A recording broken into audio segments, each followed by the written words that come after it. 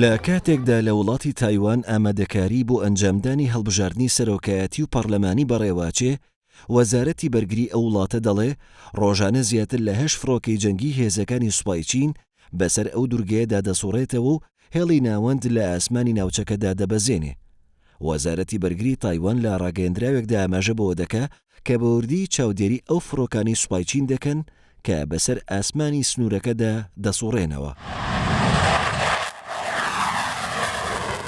چین تایوان بە بەشێک لە وڵاتەکەی لە قەڵەم دەدات و لایەنە سیاسیە سەرەکیەکانی تایوانیش بە هەندان و بیری جوداخوازی تۆمەتبار دەکات.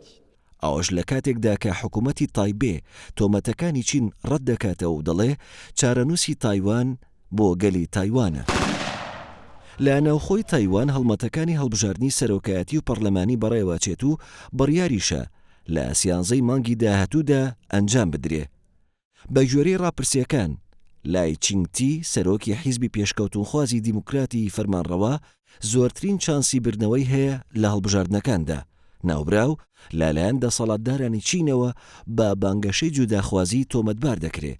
هاوکات بەشێک لە بەرپرسانی تایوان چین تۆمەتبار دەکەن بە هەوڵدان بۆ دەزوەردان لە هەڵبژاردنەکانی وڵاتدا.